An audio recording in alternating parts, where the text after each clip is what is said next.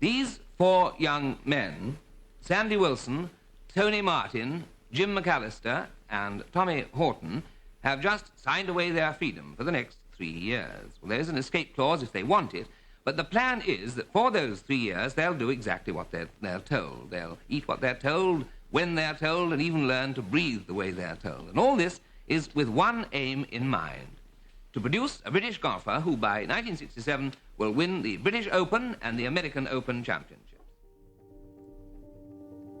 Something that you dream of as a kid, and you dream of playing the Open, you dream of winning the Open. You fantasize about winning the Open when you're on the putting green. This is for the Open. I mean, I never get close to it, but it's special. There's no other word for it.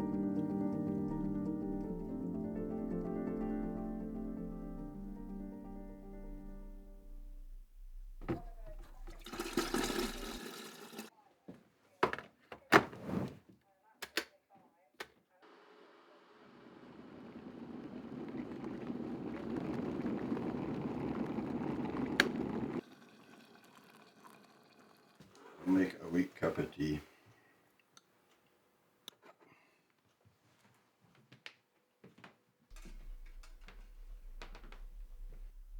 Well, I started out because my father played not very well, but I went out to the golf course with him, and he used to give me a club. I think it would be about 8 or 9.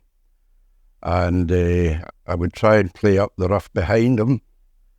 And it was at New Cumnock Golf Club, and at that time it was there was normally some sheep on it, which affected the greens. And the time we left New Cumnock, I think I was 9 handicap. My father retired to Ayr, and I started playing at Belial. From there, I had national service. And I could say, without a doubt, if it hadn't been for national service, I would never have been a professional golfer. While I was in the army, my father got me membership at Turnberry.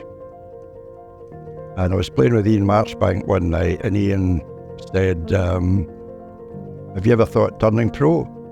I said, not really, Ian, but he says, well, there's a job here on 1st of October, if you're interested. And I was very influenced by my father at that time, and I said, well, I'll see what my father says.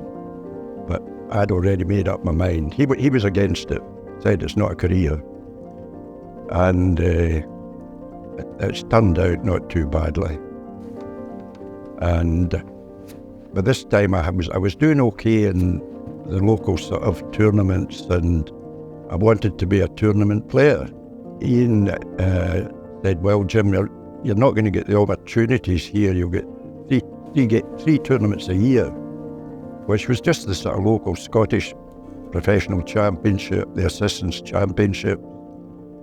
I went to Enfield and did reasonably well. I finished second in the first tournament I played in the Smart Weston to Bernard Hunt, and then I did okay in the assistant and qualified for the Open. And it was after that I was approached by Tony Martin, who said, would you be interested in being a Butten Boy? This is Mr. Butten. I don't think we were calling a Butten Boy at that stage, but he said, Mr. Butten has an interest in trying to create Open champions. His vision was totally physical exercise, diet, and practice, gymnasium work, which he said he built a gymnasium at Sundridge Park for us, which we had an hour's exercise every morning before breakfast. We had a practice session of, I think it was nearly 2 hours, and 3 holes that he had built specifically for the Butten Boys. Often at nights we had to do a run, which was found a bit difficult. He wanted us to run, I think, something like 5 miles. I don't think I ever managed 5 miles.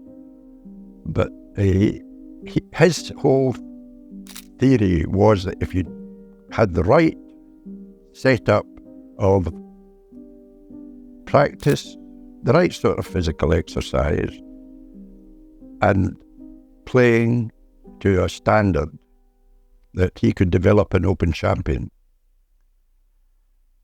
We had the best medical, dental, the Olympic coach. He set us a set of exercises that was beneficial to golf, like squats and wrist curls, nothing to develop up here. I think his name was John Missouri, and he was renowned as an expert in his field. Yeah, the original 4, of course, was Tony Martin, Tommy Horton, myself, and then Sandy Wilson. We had a meeting with Mr. Butten after the first tournament, and I had finished 5th. And he said, "We're not interested in finishing 5th, we're only interested in the first 4 places." So I felt absolutely superb. I thought I'd done quite well. I had the best final round, and at that time, you got a $5 for the best last round. So I had to hand over the $5 plus I think it was something like £55 for 5th.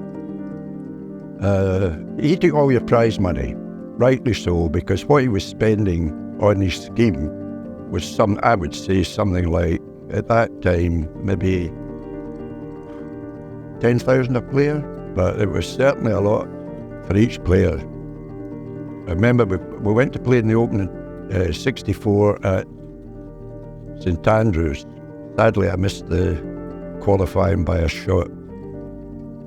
And I was a bit, I must say I was downhearted, because Tony Martin had just got the sack. So I arranged a meeting with Mr. Butten to try and get my contract more secure. While I was in seeing Mr. Butten, he had arranged to sign Brian Barnes, and he was going after bigger players. I mean, I was 10 stone 7, soaking wet, and Tommy was very slight. Sandy Wilson was very slight. He went for bigger players, Brian Barnes and Alan Iverson, who sadly died very young of cancer, Mike Ingham, Ian Clark, and there could have been another one, but he also had Max Faulkner as the coach. And if I've got one regret, it is leaving Butten, because Max Faulkner was beneficial to Brian Barnes, Tommy Horton, who, although they didn't win the Open, they were very successful tournament players and Ryder Cup players. And I think probably if I had stayed with Mr. Butten, I maybe could have reached that standard, but I don't know. The basics of golf are the most important part. There's the grip, aim, stance and posture. And if you get these correct, it gives you a good basis for a sound swing. Without that, there's many people can play with hook grips and slice grips, but if you start with the fundamentals, it sets you off in a good path. I was pro at Belial, and because of my drinking, I got into financial problems, and I left there in December 70.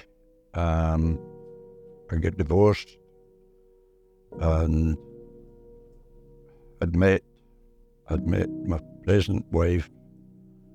At that time, my alcohol problem was such that I just couldn't stay in pro golf. Some of the jobs I had in a period of 7 years, 8 years,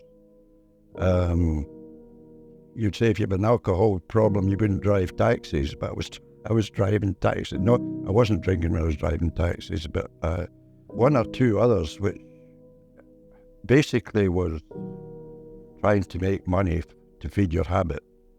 My sister died in 1978. In March 78, I also had a drink driving offence. I think it was around the June. I decided I had to quit. I was basically killing myself with alcohol. Ian Marchbank started me in as a professional, and again I would say, in a way, saved my life, because he gave me the job, and I had a year and a half at Glen Eagles, which was just what a way to have quit drinking and have a year and a half playing golf. That has been the biggest part of my life, is quitting alcohol. Well, this 7-iron has a great meaning to me, because in 82, the 15th at Glasgow Gales, I was in a 5-man, one spot playoff, and I hit this 7-iron stone cold. It was stone cold for me because anything over a foot was a bit of a nightmare. And so it's got a special place in my golfing career. I played in 3 Open, 63 when I was at Enfield as an assistant. The Open that really meant most to me, although 65 when I played the 4 rounds, was 82, after I had been out of golf for quite a long time. And I got in a 5-man, one-spot playoff at Glasgow Gales. Now, to me, that was like winning the Open, where my life had been, and to qualify for that was really something that I never ever expected, although I was playing quite well at the time. And sometimes I can get quite emotional talking about that, because to me it was like a comeback. Well, golf has meant, it's been my life really since I was 22. I enjoy playing.